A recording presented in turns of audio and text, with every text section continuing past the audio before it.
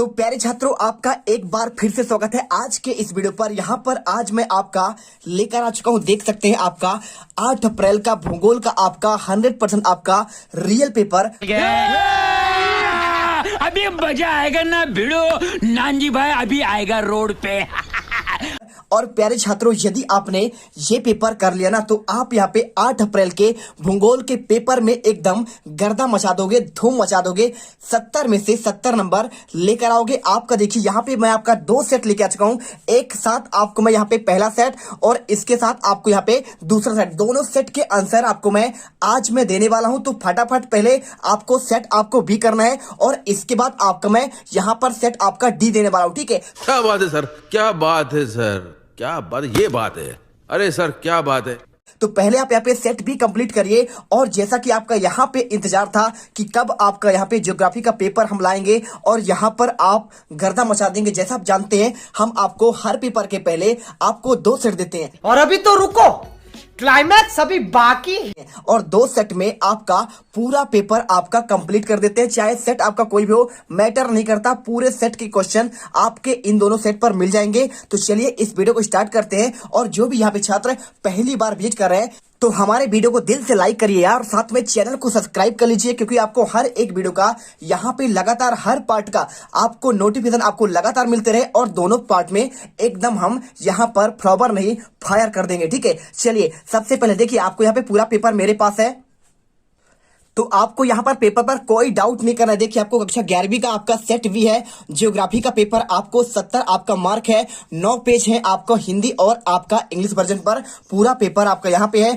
और इसमें देखिए, आपको 3 घंटा समय आपके पहले आपको यहां पे इंस्ट्रक्शन आपको हिंदी में मिलेंगे। ठीक है, 6 से लेकर आपका 13 तक आपके 2 अंक क्वेश्चन, आपका शब्द सीमा आपको 30 शब्दों में। और देखिए 6 से और 14 से लेकर आपके 17 तक के आपके 3 अंक के क्वेश्चन मिलेंगे, आपको 75 शब्दों में लिखना है। और इसके बाद 18वां क्वेश्चन आपका यहाँ पे 4 अंक का होगा और आपको 120 शब्दों में लिखना है। और इसके बाद 19 से लेकर आपका 20 तक के क्वेश्चन आपके 5 अंक के, और इसकी आपकी शब्द सीमा आपका यहाँ पे होगा। देखिए, पूरा पेपर आपको कोई आपका यहाँ पे फेक नहीं। देखिए, अगर आप यहाँ पे अदर यूट्यूबर्स देखेंगे तो आपको पुराने सेट दे देंगे, पुराने साल के पेपर देते हैं, सेट बनाकर आप क्या करते हैं, अपना सेट मानकर उनका पढ़ लेते हैं और देखते हैं कि इस साल आपका जो है पूरा पैटर्न आपका चेंज हो गया है। आपका यहाँ पे 70 अंक का पेपर आ रहा है, आप क्या करते हैं, 100 अंक वाला पढ़ के जाते हैं, 5-5 अंक वाले आपके ऑब्जेक्टिव वाले क्वेश्चन, और एक भी क्वेश्चन आपका यहाँ पे सेम नहीं फंसता है और आपका यहाँ पे भविष्य बर्बाद हो जाता है। तो आपको जानते हैं कि हमेशा आपको हम ऐसे क्वेश्चन देते हैं, ऐसा पेपर देते हैं कि आप इसकी प्रूफ देने की जरूरत नहीं है, बस आपको यहाँ पे पढ़ना है।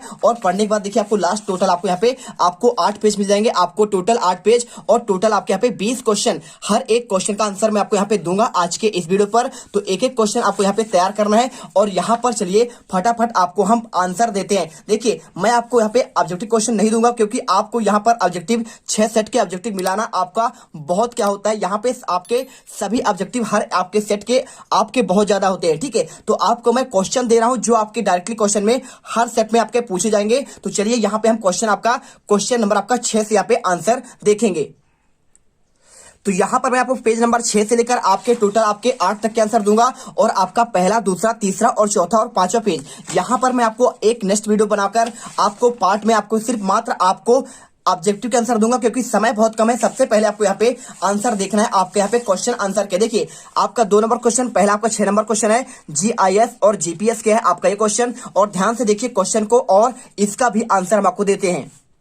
तो देखिए, हमारे पास यहाँ पे क्वेश्चन बैंक है, एक एक क्वेश्चन आपको मैं यहाँ पर दूंगा। बहुत मेहनत करते हैं छात्रों, तब जाकर आपको हम यहाँ पे आंसर देते हैं। बहुत मेहनत लगती है, 2-3 दिन से हम आपके लिए यहाँ पर आपका क्या करते हैं, रिस्क लेकर आपका पेपर बनाते हैं और साथ में आपको यहाँ पे देते हैं। तो सबसे पहले आपको दिल से वीडियो को लाइक जरूर करना, क्योंकि आपको देखो सभी सेटों में आपका यही पेपर आपका आएगा। गारंटी है आपके यहाँ पे 70 में से 70 अंक आप लेके जाओगे और टॉप करोगे। यहाँ पे देखिए, आपका पहला क्वेश्चन GIS और आपका GPS क्या है। तो देखिए, यहाँ पे आपका लिखा है जियोग्राफिकल इंफॉर्मेशन सिस्टम, आपका इसका फुल फॉर्म होता है GIS का, जियोग्राफिकल इंफॉर्मेशन सिस्टम, और इसमें देखिए एक कंप्यूटर सिस्टम है जिसका सभी प्रकार के स्थानिक या जियोग्राफिक डेटा को कैप्चर करने और स्टोर करने, हेर फेर करने और विश्लेषण, मैनेज और प्रदर्शित करने के लिए उपयोग होता है। इसका उपयोग नक्शे बनाने व प्रिंट करने के लिए किया जाता है। ठीक है, मतलब क्या है, यह एक कंप्यूटर आपका सिस्टम होता है जिसका सभी प्रकार के क्या करता है, स्थानिक हो या फिर स्थान वाले या फिर आपका यहाँ पे क्या हो जियोग्राफिक, मतलब आपका यहाँ पे पूरा आपका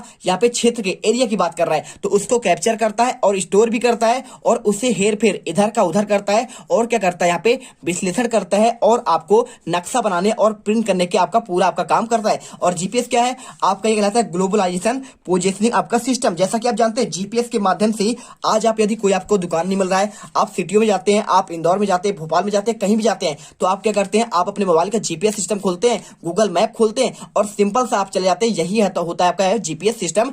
जीपीएस एक अंतरिक्ष आधारित आपका उपग्रह नेविगेशन प्रणाली होता है जो सभी मौसम की स्थिति में स्थान और आपका यहाँ पे देखिए क्या लिखा है, आपको समय की जानकारी प्रदान करता है। और फिर चाहे वह धरती के किसी भी जगह पर हो या फिर क्यों ना हो, यह प्रणाली पूरी दुनिया भर के सैन्य, नागरिक और वाणिज्यिक उपयोगकर्ता को महत्वपूर्ण क्षमता प्रदान करता है। आंसर हो गया। अब इसके बाद देखिए यहाँ पे यदि आपको लगता है कि हमें कुछ और आपके आंसर याद करने चाहिए तो आप यहाँ पर देखिए क्वेश्चन आपको यहाँ पे भूगोल विषय के महत्व को स्पष्ट करिए। आप ये क्वेश्चन अपने से पढ़ सकते हैं, ठीक है, और इसके साथ भूगोल को इतिहास से संबंध आपको यहाँ पे स्पष्ट करना है, या फिर आप यहाँ पे क्रमबद्ध आपका उपागम क्या है, आपको ये क्वेश्चन आपको देख लेना चाहिए। मात्र इसमें आपके 7 ही क्वेश्चन है और 7 में से आपका 2 क्वेश्चन लिख कर ले लीजिए। आपका यहाँ पे हर सेट पे आपके आने ही आने हैं। तो देखिए आपको क्वेश्चन यहाँ पे आता है, इसके अंदर का भूगोल, भौतिक भूगोल की 2 आपको शाखाओं के नाम लिखकर इसका आपको वर्णन करना है। तो देखिए आपका क्वेश्चन, इसके अंतर्गत आपका पृथ्वी के भौतिक पर्यावरण के संबंध में रखने वाली उन घटनाओं का अध्ययन किया जाता है जो कि मानव जीवन को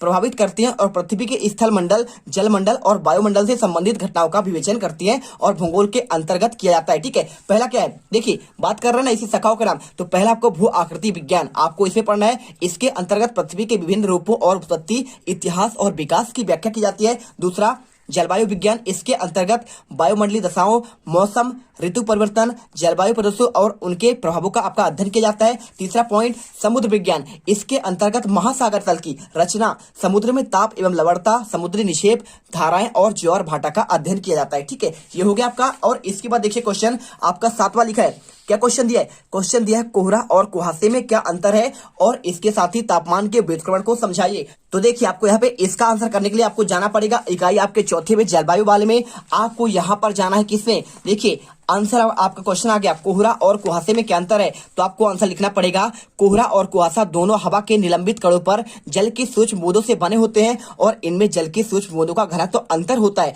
कुहासे की तुलना में कोहरे में जल की बूंदें अधिक होती हैं और कोहरे की एक परिभाषा के अनुसार कोहरे में दक्षता सीमा लगभग 1000 मीटर तक कम रहती है। ठीक है, यहाँ पे हो गया। और इसके बाद देखिए यहाँ पे आपको इतना ही आंसर है। और इसके बाद देखिए क्वेश्चन क्या लिखा है, तापमान के व्युत्क्रमण को आपको समझाना है।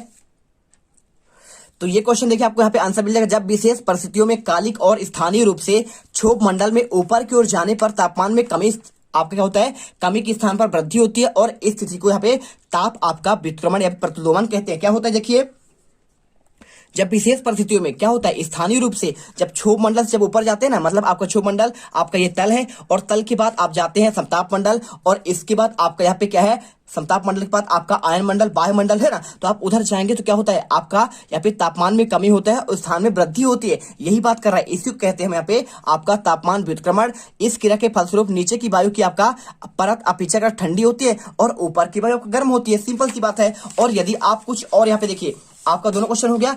अब यदि आप चाहते हैं कि भाई साहब हम इसमें से कुछ आपके आईएमपी क्वेश्चन हम पढ़ ले, यदि हमसे आप ये याद हो जाएगा तो इसके अलावा पढ़ने चाहते हैं तो उन टॉपर्स बच्चों के लिए आपको ये क्वेश्चन पढ़ लेना। देखिए सूर्य को ताप का दिन की अवधि या लंबाई किस प्रकार प्रभावित करती है, आपको ये पढ़ना है। देख लीजिए आंसर आपको यहाँ पे लिखा जाएगा, आपको इसको खुद से पढ़ना है। और इसके बाद वायुमंडल के प्रमुख आपको संघटक तत्वों के नाम आप इसे पढ़ सकते हैं। और इसके साथ आप यहाँ पे ओस क्या है, तो शीतकालीन रात्रि को जब धरातल उससे लगी हुई होती है तो वायु में से अधिक आपका शीतल हो जाता है, उसमें निहित वाष्पाई क्या है, देखिए बूंद बात कर रहा है, ठीक है, छोटी छोटी बूंदों के रूप में धरातल पर जमा हो जाता है, उसे ही ओस कहते हैं। और घास फूस फूल पत्तियों और भूमि पर एकत्रित हो जाती है। देखिए आप ठंडी में जब निकलते हैं, ठंडी का मौसम, सुबह आप दौड़ने के लिए निकलते हैं तो देखते हैं पूरा आपका जो ओस होता है, आपका घास होता है, वहां पर पूरा जल के कण होते हैं, उसी कहते हैं आपका ओस। ठीक है, चलिए अब यहाँ पे क्वेश्चन आता है आपका कौन सा, आपका यहाँ पे अगला क्वेश्चन आपका आठवां क्वेश्चन देखिए, ज्वार भाटा और नौका संचालन को कैसे प्रभावित करता है? क्या बोल रहा है? How the tides affect boat appreciation. ठीक है, तो चलिए आपको उस क्वेश्चन का आंसर देखने के लिए आपको यहाँ पे जाना पड़ेगा आपका जीपीएच के यहाँ पे 30 नंबर के पेज पर। आपको यहाँ पे मिल जाएगा नदमुखों पर स्थित बंदरगाहों तक साधारणतः जहाज नहीं पहुंच सकते हैं, और किंतु ज्वार के आने से जल की मात्रा इतनी अधिक हो जाती है कि जहाज बंदरगाह और सुगमता से पहुंच जाते हैं और माल उतार ले चढ़ाने के बाद भाटे के साथ गहरे सागर में वापस आ जाते हैं। इस प्रकार ज्वार भाटे के कारण ही हुगली और टेम्स नदियों पर क्रमशः कोलकाता और लंदन महत्वपूर्ण बंदरगाह बन गए। मतलब क्या होता है? जल देखिए, ज्वार भाटा, ज्वार मतलब जल का ऊपर उठना और भाटा का मतलब नीचे जाना। तो जब ऊपर आता है तो क्या करते हैं? नाव वहां पे रख देते हैं, सामान भर देते हैं। तो नीचे जाता है तो नाव भी क्या होता है? आपका नीचे चला गया। और इसके बाद जब ज्वार आया तो वहां पे सामान भर देते हैं, ऊपर आ जाता है। तो आपको बिना मेहनत किए क्या होता है? बहुत सारा फायदा हो जाता है। अब जो है ना, मजा आ रहा है तो क्या करना है आपको भाई साहब करना है यहाँ पे वीडियो को दिल से लाइक। यार हर एक बच्चा यहाँ पे वीडियो को लाइक कर दे, क्योंकि आपको यहाँ पे देखिए हमें मोटिवेशन मिलता है आपको यहाँ पे अच्छे कंटेंट देकर, आपको यहाँ पे टॉपर्स बनाने के लिए। तो चैनल को लाइक भी करिए और दोस्तों को शेयर करिए, साथ में यहाँ पे दिल से वीडियो को यहाँ पे सब्सक्राइब करने के साथ आपको चैनल को सब्सक्राइब करना ही करना है, जिससे आपको हर एक वीडियो का आपको पार्ट बाई पार्ट आंसर मिलती रहे। ठीक है, चलिए इसके बाद क्वेश्चन क्या दिया आपको यहाँ पे पढ़ लिया आपने, और इसके बाद क्वेश्चन आपका यहाँ पे अटलांटिक महासागर की आपका प्रमुख धाराओं का आपको वर्णन करना है। तो देखिए क्वेश्चन 8 आपको यहाँ पे मिलेगा। यहाँ पे अंध महासागर में प्रभावित होने वाली धाराओं को यहाँ पे उत्पत्ति और प्रमुख कारक प्रचलित हवाएं हैं, और ये हवाएं सदैव एक ही दिशा पर चलती है। सागरी जल समान रूप से यहाँ पे हवाओं को दिशा के अनुसार आपको यहाँ पे धाराएं क्या करती हैं? आपका यहाँ पे अटलांटिक महासागर की धाराएं दो भागों में बांटी गई है। एक आपका उत्तरी अटलांटिक महासागर की धाराएं और दूसरा आपका यहाँ पे दक्षिणी अटलांटिक आपका महासागर। तो आप इसे पढ़ना चाहते हैं ना, तो एक आपका होता है गर्म धाराएं और एक आपका होता है ठंडी जल धाराएं। ठीक है, तो देखिए गर्म धाराएं कौन कौन सा है? उत्तर भूमध्य सागरीय आपका जल धाराएं, और आपको इसे पढ़ना है। और इसके बाद देखिए आपका दूसरा आपका गल्फ स्ट्रीम। ठीक है, आप इसे पढ़ सकते हैं। मिसिसिपी और मिसौरी नदियों में आपको यहाँ पे आपके गल्फ स्ट्रीम धारा बहती है। और आपको यहाँ पे देखिए आपका ये जो उत्तरी आपका भूमध्य रेखी धारा है, आपको यहाँ पे देखिए 0 डिग्री पर आपका स्थित है। ठीक है, चलिए अब यहाँ पे देखिए आप चित्र देखना चाहते हैं तो यहाँ पे देख सकते हैं ग्रीनलैंड और उत्तरी अटलांटिक प्रवाह, यूरोप, अफ्रीका, वेनेजुएला, और देखिए सारा आपको यहाँ पे आपका भूमध्य रेखी धारा और कनारी धारा है। गल्फ स्ट्रीम आपका ये बह पश्चिम पवन वाला आपका ये लेब्राडोर जलधारा, और इसके साथ आपका सारा आपको ब्राजील की धारा आपको यहाँ पे फॉकलैंड की धारा आपको यहाँ पे मिल जाएगी। अब चलिए यहाँ पे क्वेश्चन आता है आपका क्वेश्चन नंबर 9। तो दुर्लभ प्रजाति से आप क्या समझते हैं? आपको क्वेश्चन दिया गया है और आपको पूछा गया है, और आप यहाँ पे जैव विविधता से क्या आशय है? तो चलिए आपको यहाँ पे क्वेश्चन नंबर 9 का आंसर देते हैं। आपका यहाँ पे भाई साहब दुर्लभ प्रजाति से क्या है? तो इसके लिए आपको यहाँ पे जाना पड़ेगा। आपको पेज नंबर आपको 34 पर आप यहाँ पे देखेंगे तो जैव विविधता से आशय प्राय जीव मंडल में पाए जाने वाले जीवों की विभिन्न आपका प्रजातियों से पाई जाने वाली विविधता से है। और जैव विविधता का यहाँ पे विस्तार मृदा में उपस्थित सूक्ष्म जीवाणुओं से लेकर हाथी जैसे विशालकाय प्राणियों और सूक्ष्म लाइकेन से लेकर विशालकाय आपका रेडवुड वृक्षों तथा उसमें अति सूक्ष्म प्लांकट आपका स्थूलकाय भेल तक पाया जाता है। भूपृष्ठ के वर्तमान जैव विविधता अरबों वर्षों से हो रहे जीवन में सतत विकास की प्रक्रिया का परिणाम है, और पर्यावरणीय ह्रास के कारण जैव विविधता का क्षय हुआ है और जीवों के अनेक प्रजातियां यहाँ पे लुप्त हो रही हैं। ठीक है, आपको आंसर यहाँ पे तैयार कर लेना है, और यदि आप इसमें से कुछ और क्वेश्चन पढ़ना चाहते हैं तो पढ़ सकते हैं। जैव विविधता के ह्रास को रोकने के कोई आपका 2 उपाय। तो इसके लिए संकटापन्न प्रजातियों के संरक्षण के लिए प्रयास किए जाने चाहिए, प्रजातियों को लुप्त होने से बचाया जाना चाहिए, और पौधों की आपको सुरक्षा करनी चाहिए। वन्य जीवों का आवास को चिन्हित करके उन्हें सुरक्षा प्रदान करना चाहिए। ठीक है, और इसके बाद आता है इसमें देखिए ये आपका हो गया क्वेश्चन नंबर आपका यहाँ पे हो गया ये। और क्वेश्चन नंबर 9 दुर्लभ प्रजाति से क्या है? तो आंसर लिखना है यह प्रजाति कुछ स्थानों पर सीमित है और इनकी संख्या बहुत कम है। ये बड़े क्षेत्र में विरल रूप से बिखरी हुई होती है। दुर्लभ प्रजाति से मतलब है ऐसी प्रजाति जो पहले हुआ करती थी लेकिन अब लुप्त हो गई है और बड़ी मुश्किल से मिलती है, जैसे कि डायनासोर पहले मिलते थे लेकिन अब यह दुर्लभ हो गया है। आपका ये कहलाता है दुर्लभ प्रजाति। ठीक है, अब चलिए आंसर मिल गया आपको ये आंसर कंप्लीट हुआ। अब क्वेश्चन नंबर आपका 10वां देखिए, भारत को उपमहाद्वीप क्यों कहा जाता है? ये क्वेश्चन देखिए यहाँ पे। और इसके अलावा क्वेश्चन दिया गया बंगाल की खाड़ी के आपके द्वीप समूह का आपको नाम लिखना है। तो आपको इसके लिए जाना पड़ेगा कौन से आपका यूनिट पर? यूनिट नंबर आपका इकाई आपका 7वां, और 7वां इकाई आपका यहाँ पे भारत की आपकी स्थिति। अब इसके लिए क्या करना है आपको? यहाँ पे आपको क्वेश्चन पढ़ना है भाई साहब कि आपका यहाँ पे निम्नलिखित कारणों के आधार पर कहा जा सकता है कि देखिए भारत को उप महाद्वीप क्यों कहते हैं, ये क्वेश्चन पूछा गया है। तो भारत भूमि 1 अरब वर्ष से भी अधिक लोग निवास करते हैं। 1 अरब से भी ज्यादा मतलब 1 करोड़ कितना 135 करोड़। और भारत भूमि इसके अलावा यहाँ विश्व की सभी प्रकार की जलवायु दशाएं पाई जाती है, फिर भी मानसूनी जलवायु में एकता की आपका लय है। और यहाँ पे देखिए, यहाँ विभिन्न जातियां, विभिन्न धर्म, विभिन्न भाषाएं पाई जाती है, और फिर भी ये लोग सभी भारतीय मानते हैं। और संस्कृत यहाँ की प्राचीनतम भाषा है और जानने वाले देश के हर कोने पर मिलते हैं। और रेल परिवहन ने सारे देश को एक कोने से दूसरे कोने तक जोड़ दिया, जिससे सभी प्रांतों के लोग व्यवसाय के लिए स्थायी और अस्थायी रूप से यहाँ पे क्या है आपका आते जाते हैं। और हिंदी भाषा ने देश के एकता को स्थापित करने में आपका महती भूमिका निभाई है। और यहाँ धरातली और प्राकृतिक वनस्पति विभिन्नता पाई जाती है, और फिर भी आपस में एक दूसरे में निर्भरता है। ठीक है, आपको आंसर करना है। और इसके बाद आपका अगला क्वेश्चन, बंगाल की खाड़ी के द्वीप समूह का नाम। तो देखिए, पहला आपका क्या है, आपके यहाँ पे द्वीप समूह, इसमें गंगा सागर द्वीप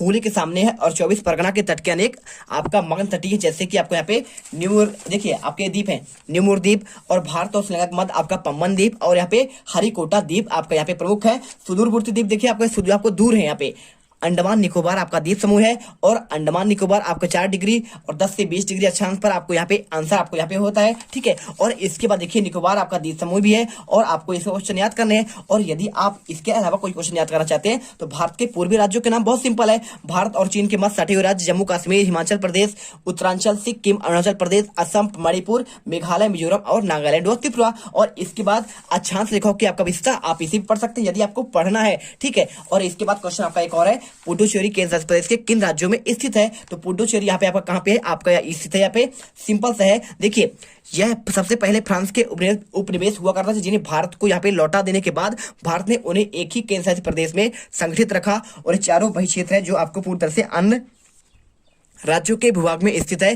3 पुडुचेरी, यानम और यहाँ पे कराईकल बंगाल की खाड़ी पर स्थित है, और चौथे माहे अरब यहाँ पे सागर पर है। ठीक है, तो आपको सिंपल सा ये क्वेश्चन आपको यहाँ पे देखिए, हमने आपको यहाँ पे लेकर कहां से लेकर आपके क्वेश्चन नंबर 6 से लेकर आपको यहाँ पे हमने 7वां, 8वां, 9वां और आपका यहाँ पे 10वां हमने आपको अथवा सहित एक एक क्वेश्चन का आंसर यहां पर करा दिया है। और अगले क्वेश्चन में आपको मैं क्वेश्चन नंबर आप कहां से, क्वेश्चन आपको यहाँ पे देखिए, आपको क्वेश्चन नंबर 11 से लेकर आपको 12वां, और इसके बाद टोटल आपका 15, 16वां, और आगे आपका यहाँ पे आपके 17वां क्वेश्चन, और 18वां आपका, इसके बाद 19, और आपका यहाँ पे 20 सारे क्वेश्चन का आंसर आपको हम नेक्स्ट वीडियो पर दिखाएंगे। तो आपको देखिए, जो भी छात्र यहाँ पर पहली बार आया है तो वीडियो को दिल से लाइक करके जाना, और यहाँ पे चैनल को सब्सक्राइब करके जाना। और अगले पार्ट में आपको हम आगे के सभी आंसर आपको बहुत जल्दी प्रोवाइड करेंगे। इसके लिए आपको बेल आइकन प्रेस कर लेना है, और यदि आपने टेलीग्राम ज्वाइन नहीं किया तो उसे भी कर लीजिए, वहां भी आपको सबसे पहले आपको वीडियो का नोटिफिकेशन आपको मिल जाएगा। जय हिंद, जय भारत, दुआ में याद रखना।